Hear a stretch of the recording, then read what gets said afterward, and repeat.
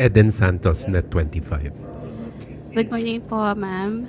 Wala po bang ginagawang assessment yung ahensya para makita po kung epektibo pa ba itong mga programang ito like TUPAD, 4Ps, AIX, AKAP, para po maiangat yung well-being, welfare ng ating mga kababayang mahihirap at para malaman din po or mapag-aralan ng ating ahensya na baka meron pang mas magandang programa na pwedeng makatulong pa po no na talagang matugunan yung kagutuman, yung kahirapan dito sa ating bansa.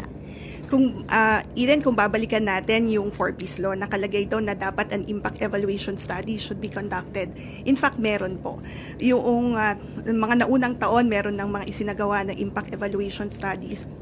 And sa kasalukuyan, meron po tayong kinomission na pag-aaral para makita din natin no, kung ano na ba yung naging epekto ng programa. Ba ASEC yung dagdagan yung 3,000 pesos na ibinibigay sa kanila para naman mas makaangat sila sa kanilang pamumuhay? Yes, isa po yan doon sa tinitignan no, kung akma pa ba yung halaga na tinatanggap nila para ma-address yung pong gaps sa pamilya. Pia Gutierrez. Good morning po, Yusek. Sa last sona po ni Pangulong Ferdinand Marcos Jr., yung third sona niya ay hinighlight po yung pagkamit po ng gobyerno sa food security po ng Pilipinas. At ngayon po ilang buwan na lang malapit na ulit yung kanyang SONA. Kumusta na po yung status ng food security ng ating bansa? Ano na po yung mga naipatupad at ipatutupad pang programa at saan na po tayo patungo ngayon?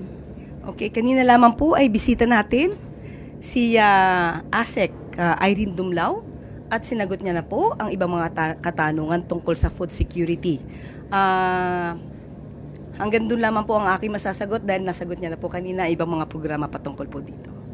Pero nasaan na po tayo ngayon pagdating po dun sa pagtamo ng pamahalaan ng Marcos administration, pagdating po dun sa pagkakaroon natin ng seguridad sa pagkain sa ating bansa? Nakita niyo naman po kung ano pong sinabi ng ating ASEC from the DSWD. Nagagampanan po yan at nagkakaroon po ng traction dahil sinabi po niya noong nakarambuan lamang ay maganda po naman ang naging resulta. At mas maganda po kung muli natin maisasalang ang ating ASEC na si Irene Dumlao para po maitanong niyo po yan. Binigyan na po tayo kanina po kasi ng pagkakataon na maitanong ang tungkol sa food security. Sana po nadetali po niya kanina. At nadetali naman po niya kanyang mga programa kanina. Thank you po. Thank you. Ann Soberano, Bombo Radio. Yusek, good morning. Follow up lang din po doon sa Holy Week activities ni Presidente. May mga pahabol po bang instructions si Pangulong Marcos sa mga concerned agencies, lalo po at nagsisimula na pong magsiuwian yung mga kababayan natin, and then may balak po ba siyang magsagawa din ng sariling inspection po? Thank you. Opo, unang-una po, syempre ang gusto po ng Pangulo natin at ang direktiba po niya ay bigyan po ang ating mga kababayan at hindi lamang po mga kababayan kung sino man po ang bumibisita sa ating bansa ng isang safe at convenient travel. Maliban po dyan, ang mga naiiwan sa kanilang bahay at hindi naman po nagda-travel at nagbabakasyon ay mabigyan din po ng kanilang proteksyon. At kaya po inaasahan po natin ang ating Secretary, si DOTR Secretary Vince Dizon, naglilibot po siya upang malaman po ang mga nagbabiyahe kung may mga overloading at kung ano-ano pa maaari maging problema ng mga vehicles, no? Mga transportation na maaaring i-avail ng ating mga kababayan. At maliban po dyan, ang Bureau of Immigration po ay nagsabi rin po na handa po sila sa pagdagsa po ng tao sa airport at magtatalaga po ng 48 personnel para po siguraduhin na lahat ng counter po ay may tao at hindi po maipon ang pila hanggat sa makakaya po dahil hindi po natin malalaman kung gaano ba po talaga kadami po ang dadagsa sa pag-travel po. Balik na rin po sa bansa yung Philippine Humanitarian Team mula sa Myanmar. May mensahe po ba dito si Pangulong Marcos, Yusek? Opo, nagkaroon po ito ng commendation at sila po talaga ay kumbaga ipinarangalan po dahil sa kanilang napakatapang na pagsagupa dito sa kanilang obligasyon at sa kanilang duty po. Kaya po ang lahat po na nanggaling po at tumulong po sa Myanmar, kayo po ay aming pinasasalamatan. Kapuri-puri po ang inyong mga ginawa. Thank you po. Raquel Bayan, Radio Pilipinas. Good morning po, Yusek. May we get Malacanang statement po on the beginning of the overseas voting po and maybe your call for the Filipino voters abroad. Yes, opo. Yan po ay karapatan po talaga nila. Dito po nila mapapakita ang kanilang boses, ang ating mensahe po mula sa palasyo ay gampanan niyo po ang inyong tungkulin bilang isang Pilipino. Bumoto po kayo ng nararapat. Bumoto po mula sa puso. Huwag pong bumoto dahil lamang sa bulong o dahil kayo'y nabayaran, kundi iboto niyo po ang mga taong nararapat, yung maaasahan po natin, mga leader na hindi ibebenta ang bansa kahit sa anumang paraan, at mga leader na makabayan. Also, Yusek, for the first time available na rin po yung internet voting para sa mga OFWs natin. Your thoughts on that and maybe what does that say about the innovations of the government po na pinupush natin? Sana po mas maging maayos po ito at dahil po ito ay mas mapapabilis po ang pamamaraan ng pagboto ng ating mga kababayan. Thank you po. Last two questions. Clay Pardilla, People's Television.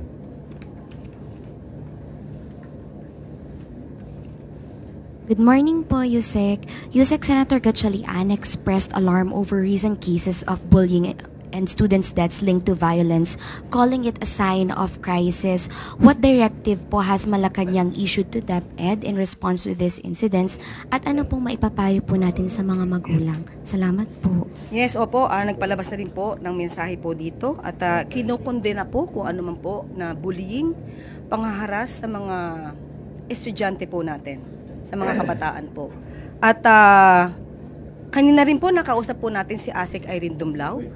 Sa mga ganito pong sitwasyon ay yung mga social worker po na naka-assign, pumunta na rin po sa mga schools na nabanggit, sa mga involved po ngayon, at tinulungan po sila agad. At sabi nga po natin, kahit po ang ating DepEd, nagkaroon na rin po ng pag-iimbestiga rito. Especially po yung tungkol sa nangyari sa Las Piñas.